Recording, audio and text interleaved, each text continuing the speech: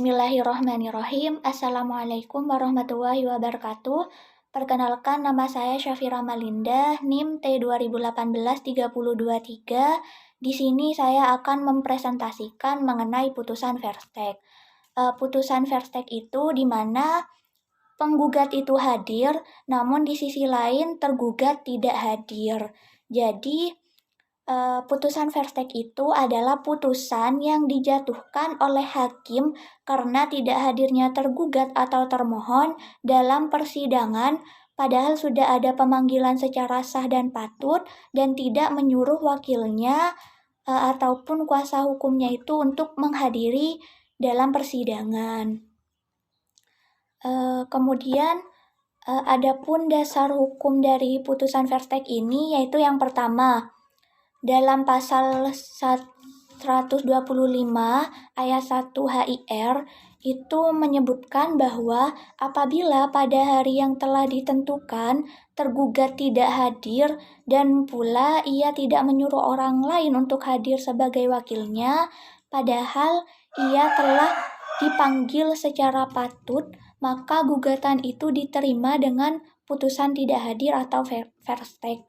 Kecuali kalau ternyata bagi pengadilan bahwa gugatan tersebut melawan hak atau tidak beralasan.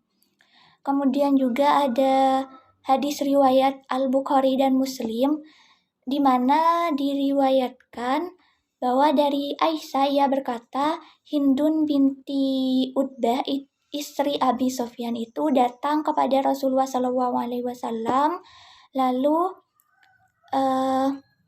lalu berkata, "Ya Rasulullah, sesungguhnya Abi Sofyan adalah seorang lelaki yang kikir. Ia tidak memberi kepada saya kecuali apa yang saya ambil dari hartanya tanpa sepengetahuannya. Apakah saya berdosa yang demikian itu?" Maka sabda Rasulullah SAW, "Ambillah dari hartanya apa yang mencukupimu dan anakmu dengan cara yang patut," yaitu hakim dapat menjatuhkan putusan Verstek dengan syarat-syarat diantaranya, yaitu yang pertama, tergugat telah dipanggil secara sah dan patut. Kemudian yang kedua, tergugat atau wakilnya itu tidak hadir tanpa alasan yang sah. Kemudian yang terakhir itu tergugat tidak mengajukan ekspeksi atau perlawanan. Kemudian perlawanan untuk putusan Verstek ini yaitu putusan Verzet. Jadi Verstek ini yaitu putusan Verzet dengan tenggat waktu yaitu selambat-lambatnya 14 hari sejak putusan Verstek tersebut. Kemudian adapun faktor-faktor penyebab dari putusan Verstek ini yaitu yang pertama, tergugat tidak hadir dan tidak mengirimkan wakilnya. Kemudian yang kedua, tergugat tidak menerima surat panggilan yang dikirim oleh jurusita pengganti. Kemudian yang terakhir yaitu adanya anggapan bahwa ketidakhadiran pihak tergugat atau termohon perkaranya tidak dapat dijatuhkan. Kemudian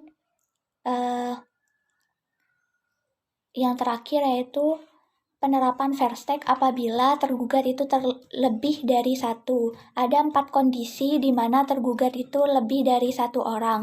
Yang pertama, pada sidang pertama semua tergugat tidak hadir, maka langsung dijatuhkan putusan Verstek. Kemudian yang kedua, apabila hakim mengundurkan persidangan karena semua tergugat tidak hadir pada sidang pertama, kemudian pada sidang selanjutnya semua tergugat itu tetap tidak hadir, maka dapat diputuskan putusan Verstek.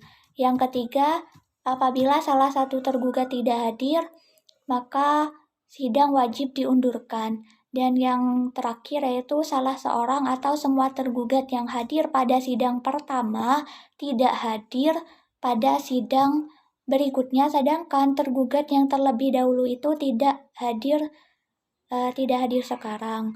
Mungkin hanya itu dari saya, kurang lebihnya mohon maaf. Wassalamualaikum warahmatullahi wabarakatuh.